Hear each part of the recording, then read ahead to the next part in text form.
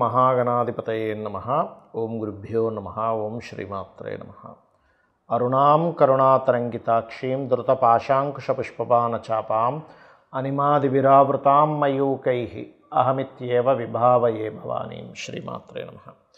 ప్రేక్షకులకి ఆ లలితాంబిక అమ్మవారి యొక్క అనుగ్రహం పరిపూర్ణంగా కలగాలని మనస్ఫూర్తిగా కోరుకుంటూ మనం ఈరోజు చెప్పుకుపోయేటువంటి టాపిక్ ఏమిటంటే నవంబర్ 1వ తేదీ నుంచి 15వ తేదీ వరకు 12 రాసుల వారికి లగ్నాల వారికి చూసుకోవచ్చు. లగ్నాలు తెలియని వారు రాసుని చూసుకోండి.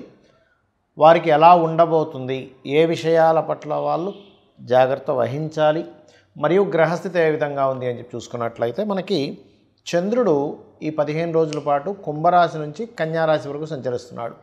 ఇక కుంభంలో రాహువు, మీనంలో శని, కర్కాటక రాశిలో గురువు ఉన్నాడు. కాకపోతే గురువుతోని మనకి గురువు 12వ తేదీ వరకు ఉంటూ 12వ తేదీ మళ్ళీ వక్రగతి చెందుతాడు, అంటే అక్కడే ఉంటాడు కానీ వక్రిస్తాడు.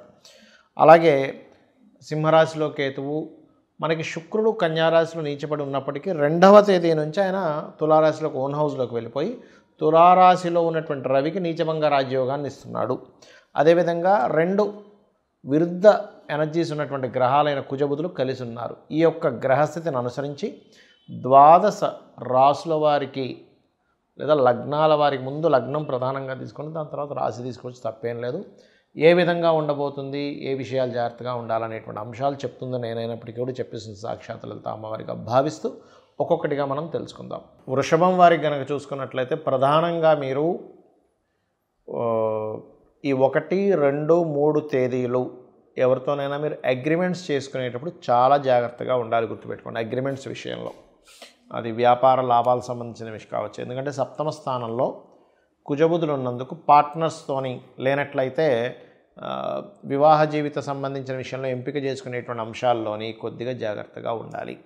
అయితే ఇక్కడ 6, 7 తేదీలు మాత్రం మీకు వివాహ సంబంధించిన ప్రయత్నాలు చేసేటువంటి అంశంలో చాలా బాగుంటుంది. అందులో ఎటువంటి సందేహం లేదు. గుర్తుపెట్టుకోండి, అంటే ఆ ప్రయత్నాలు సఫలీకృతం అవుతాయి. మరియు 10, 11 తేదీలు మీరు చేసేటువంటి కొన్ని అగ్రిమెంట్స్ కానివ్వండి, కొన్ని ప్రయత్నాలు కానివ్వండి సఫలీకృతం అయ్యేటువంటి కాంబినేషన్స్ ఉన్నాయి అక్కడ. ఇక ఈ 12, 13 తేదీలు మాత్రం 14 తేదీలు ఈ 3 రోజులు మాత్రం ఎట్టి పరిస్థితుల్లో గృహ సంబంధించిన ప్రాపర్టీస్ అమ్మడానికి మంచిదే కానీ కొనుగోలు చేయడానికి మాత్రం మంచిది కాదు. ఇది ప్రధానంగా గుర్తుపెట్టుకోండి. ఇక మీకు ఫైనాన్షియల్గా చూసుకుంటే ధనాధిపతి అయినటువంటి బుధుడు కుజుడితో ఉన్నందుకు ఈ పార్ట్నర్షిప్స్ విషయాల్లో కొంచెం ఫైనాన్షియల్ మ్యాటర్స్ వల్లే, కొన్ని నిర్ణయాల వల్ల లేదా షేర్ మార్కెట్లో మీరు ఇంకొకరితో కలిసేతో చేసేటువంటి అంశాల వల్ల కొంత ఘర్షణ వాతావరణం ఉంది. కాబట్టి వీటిని కాస్త అవాయిడ్ చేయండి. 4వ స్థానంలో కేతు ఉన్నాడు కాబట్టి గృహంలో తెలియకుండానే ఈశాన్య భాగంలో కొన్ని బరువులు పెట్టడం తద్వారా కూడా ఇబ్బంది వస్తూ ఉంటుంది. అది కొంచెం కాస్త జాగ్రత్తగా చూసుకోండి. అలాగే 6వ స్థానంలో శుక్రుడు ఉన్నందుకు ప్రధానంగా ఇక్కడ మనకి 7వ స్థానంలో కుజుడు బుధుడు ఎప్పుడైతే ఉన్నారో ఇది వివాహ జీవిత భాగస్వామిని ఎంపిక చేసుకునే విషయంలోని కొంచెం చూసుకోవాలి. 6వ స్థానంలో ఎప్పుడైతే శుక్రుడు రవి ఉంటాడో ఇది ప్రధానంగా మీకు ఏంటంటే వివాహ సంబంధించినటువంటి అంశంలో జీవిత భాగస్వామిని ఎంపిక చేసుకునే విషయంలో జాగ్రత్త ఉండాలని చెప్తుంది. కాకపోతే ఇది ఇచ్చే పాజిటివ్ ఫలితం ఏమిటి అంటే మీరు ఏదైనా గవర్నమెంట్ జాబ్స్, అందులో పర్టికులర్గా బ్యాంకింగ్ సెక్టార్స్, ఫైనాన్షియల్ రంగాలకు సంబంధించినటువంటివి ఏవైతే మీరు ప్రయత్నం చేస్తుంటారో ఆ యొక్క ప్రయత్నాలు మీకు సక్సెస్ అవుతాయి, అందులో ఎటువంటి సందేహం లేదు అనేటువంటి చూపిస్తుంది. ఇక ఉద్యోగ సంబంధించినటువంటి అంశంలో ప్రధానంగా మీరు ఈ 1వ తేదీ మీరు ఎవరితోనైనా సరే చూడండి, ఒక్కోసారి మనం ఉద్యోగం కోసం ఎవరికి మనీ ఇస్తున్నామండి, అవి డబ్బులు మరి చేయొచ్చా చేయకూడదు సంశయిస్తూ ఉంటారు. అసలు ఇవ్వకండి 1వ తేదీ ప్రధానంగా. తర్వాత అయినా సరే కొన్ని కన్సల్టెన్సీ అథెంటిక్గా ఉండేటువంటి మంచి కన్సల్టెన్సీ కంటే ఫీజు పే చేయడం, ఎవరో తెలియకుండా గవర్నమెంట్ జాబ్ ఇప్పిస్తాం అది ఇది అంటారు. అటువంటి విషయాల్లో కొంత జాగ్రత్తగా ఉండాలి. గుర్తుపెట్టుకోండి. ఇక మీరు నిత్యము చేయవలసినటువంటి దేవతారాధన లలిత అమ్మవారి యొక్క ఆరాధన చేయండి. లక్ష్మీ నరసింహస్వామి యొక్క కరావలంబ స్తోత్రం చేసుకోండి. అదేవిధంగా ఈ యొక్క కార్తీక మాసంలో గోవులకి క్యారెట్స్, గోంగూర తినిపించండి, అన్ని విధాలా బాగుంటుంది. ఈ యొక్క కార్తీక మాసంలో మీకున్న సమస్యని బట్టి ఎటువంటి పరిహారం చేసుకుంటే బాగుంటుంది. ముఖ్యంగా ఎవరికైనా మాటిమాటికి గొడవలు అధికంగా ఉన్నాయండి, కుజదోషం అంటున్నారు, ప్రతిదీ కూడా స్ట్రెస్ఫుల్గా ఉంది అని అనుకునేటువంటి వారు ఈ కార్తీక మాసంలో బియ్యపు పిండితో చేసినటువంటి దీపపు కుందెలో దీపాన్ని వెలిగించి దీపదానం చేయండి. కార్తీక మాసంలో మీరు చేసేటువంటి దాన ఫలితం చాలా అధికంగా ఉంటుంది, గుర్తుపెట్టుకోండి. కార్తీక దామోదరుని పూజ చేయడము, కార్తీక మాసంలో స్నానాలు, నదీ స్నానాలు చేయడం అనే ఒక ఎత్తు అయితే, ఇక మరి కొంతమందికి మానసిక సమస్యలు ఉంటాయి.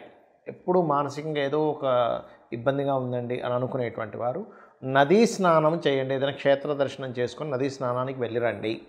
ఈ కార్తీక మాసంలో ఖచ్చితంగా బాగుంటుంది. అలాగే మీకు దగ్గరలో గోశాల ఏదైనా ఉన్నట్లయితే గోవులకి బియ్యపు పిండిలో కాస్త బెల్లము కలిపి బియ్యపు పిండిని తినిపించండి. ముల్లంగి లాంటి పదార్థాలు కూడా గోవుకి కనుక కార్తీక మాసంలో తినిపిస్తే 100% మీ యొక్క మానసిక రుగ్మతలు తగ్గడం, మానసిక స్ట్రెస్ తగ్గడం, మెంటల్లీ కోసం డిస్టర్బ్ అయిపోతుంటారు కదా, అటువంటివి తగ్గడం అనేటువంటిది జరుగుతూ ఉంటుంది, గుర్తుపెట్టుకోండి. ఇక మూడవది ఏంటంటే, ఇక్కడ మరికొంతమందికి సంతాన సంబంధించిన సమస్యలు ఉంటూ ఉంటాయి. ఈ యొక్క కార్తీక మాసంలో ఎవరైతే ఇప్పుడు ఉండేటువంటి ప్లానటరీ పొజిషన్స్ బట్టి చెప్తున్నాను, లక్ష్మీ గణపతిని మన దామోదరుడి యొక్క పూజ చేస్తారు. కార్తీక దామోదరుని యొక్క పూజ చేయడము ఇవన్నీ చేస్తూనే లక్ష్మీ గణపతి యొక్క ఆరాధన చేయండి ఈ కార్తీక మాసంలో. అదేవిధంగా ఈ కార్తీక మాసం మొత్తము కూడా దిగంబర శ్రీ పాదవల్లభ దిగంబర అనే మంత్ర సాధన చేయడం ద్వారా, గోవులకి అరటికాయలు లాంటివి తినిపించడం ద్వారా కూడా క్లియర్ అవుతుంది. ఇక ఈ కార్తీక మాసంలో పెళ్ళిళ్ళు కూడా అవుతూ ఉంటాయి. కానీ కొంతమందికి వాళ్ళ యొక్క జన్మజాతకంలో ఉండేటువంటి కాంబినేషన్స్ వల్ల వివాహ సంబంధించినటువంటి అంశాలు తొందరగా కుదరవు. అది సప్తమ స్థానం పాడవడం వల్ల, 12వ స్థానం పాడవడం వల్ల, వివాహం తర్వాత ఉండేటువంటి విషయాలు సరిగా కుదరకపోవడం వల్ల జరుగుతూ ఉంటుంది. అయితే ఇక్కడ ఏంటంటే, మీరు ప్రధానంగా నవగ్రహాలలో రవికేతు గ్రహాల దగ్గర దీపారాధన చేస్తూ లలితా సహస్రనామాల్లో ఓం కామేశబద్ధ మాంగళ్య సూత్రశోభిత కందరాయ నమః అనే మంత్రం చేయండి. ఖచ్చితంగా మీకు వివాహ సంబంధించిన విషయాలు ముందుకు కుదులుతాయి. అలాగే స్వామివారిని అంటే ఆ విష్ణువుని సూర్యుల్లో ఉన్నట్టుగా భావిస్తూ సూర్యుడికి అర్ఘ్యం వదలండి. ముఖ్యంగా వివాహ సంబంధించినటువంటి విషయాలు ముందుకు కదలడానికి. దాంతోపాటు మీ జన్మజాతకంలో సప్తమ స్థానం ఎలా ఉంది, సప్తమం ఏమైనా వేరే పాపగ్రహాల చేత, పాప ఫలితాలు ఇచ్చేటువంటి గ్రహాల చేత ఇబ్బంది ఉన్నాయా అనేటువంటి చూసుకోండి. అది చూసుకొని దానికి సంబంధించిన దానం ఇచ్చుకున్నా కూడా మీకు ఖచ్చితంగా ఆ యొక్క ప్రభావం అనేటువంటిది తగ్గుతుంది, అందులో ఎటువంటి సందేహం లేదు. ఇక మరి కొంతమందికి ధనపరమైనటువంటి ఇబ్బంది ఎక్కువగా ఉంటూ ఉంటుంది. ఏమండి ఫైనాన్షియల్గా బాగా ఇబ్బంది ఉందండి, ఏం చేయాలో అర్థం కావట్లేదు ఇది అంటూ ఉంటారు. కార్తీక దామోదరుడికి, ముఖ్యంగా విష్ణుమూర్తికి తీపి పదార్థం ఏదైనా చేసి స్వామివారికి నైవేద్యం పెట్టండి, విష్ణువుకి నైవేద్యం పెట్టండి, అలాగే సూర్యభగవానుడికి కూడా చూపించండి. ఈ రెండూ చేస్తున్నట్లయితే ఈ కార్తీక మాసంలో, వీటితో పాటు మీరు లలితా సహస్రనామాలలో ఓం సంపత్కరీ సమారూఢ సింధుర వ్రజసేవితాయే నమః, లేదా ఓం ధర్మాధ్యక్ష ధనాధ్యక్ష ధనధాన్య వివర్ధినియే నమః అనే నామస్మరణ చెయ్యండి. ఖచ్చితంగా మీకు బాగుంటుంది. ఇక విదేశాల్లో ఉంటూ ఇప్పుడు ఉన్నటువంటి సిచ్యువేషన్ అందరికీ తెలుసు. అక్కడ నుంచి మనకి యుఎస్ నుంచి వెనక్కి రావడం కానీ, యుఎస్ నుంచి ఇంకో దేశానికి వెళ్ళడం కానీ ఇలాంటివి జరుగుతూ ఉన్నాయి. అంటే మరి కొంతమందికి మరి విదేశీ యోగమే ఉంటుంది, విదేశాలకు వెళ్తేనే వాళ్ళ లైఫ్ బాగుంటుందని ఉంటుంది. అప్పుడు ఏం చేయాలి, స్వదేశానికి వస్తే పెద్ద లైఫ్ ఉండదు. వాళ్ళు చదువుకున్న చదువు కానివ్వండి, వాళ్ళు చేసినటువంటి రీసెర్చ్ కానివ్వండి, వాళ్ళు పడ్డ కష్టం కానివ్వండి, విదేశాలకు వెళ్తేనే అది తీరుతుంది. అప్పుడు ఏమిటి, ఇంకో దేశానికైనా వెళ్తే బాగుంటుంది, ఇంకొక రకరకాల దేశాలు ఉంటాయి, యుఎస్ఏ ఉందా. అలాంటి వారు మరొక దేశానికి వెళ్ళి అక్కడ మీరు సక్సెస్ అవ్వాలి అంటే ఈ కార్తీక మాసంలో రుద్రము వినండి, రుద్రాభిషేకం చేయించుకోండి.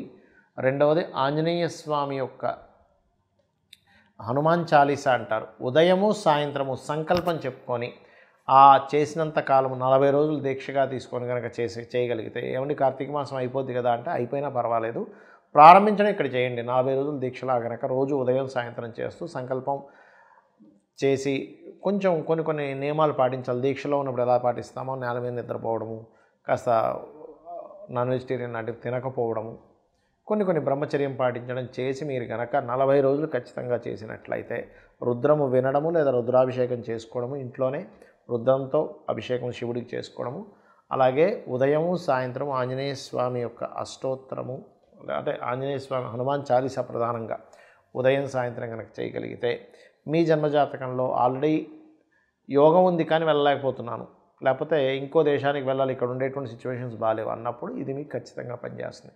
కానీ ముఖ్యంగా మీరు తెలుసుకోవాల్సింది అసలు మీ జాతకంలో యోగం ఉందో లేదో తెలుసుకోండి. యోగం ఉందో లేదో తెలుసుకోకుండా చేస్తూ ఉంటే ఏమవుతుందంటే ఇది ఇంకొక దానికి దారితీస్తుంది, కానీ ఇది ఇవ్వాలని రూల్ లేదు. ఎలాంటి వాటికి ఇస్తుంది రిజల్ట్ అంటే మీకు ఖర్చులు తగ్గిస్తుంది అంతే. బాగా ఎక్స్పెండిచర్స్ ఉన్నాయి, ఎందుకంటే 12వ స్థానం అనేటువంటిది ఖర్చుల స్థానము, విదేశీ స్థానం. సో విదేశీ యోగం మీకు లేదు కాబట్టి ఖర్చులు ఎక్కువ అవుతుంటే ఆ ఖర్చులు తగ్గించే దాని మీద ఎఫెక్ట్ పడుతుంది.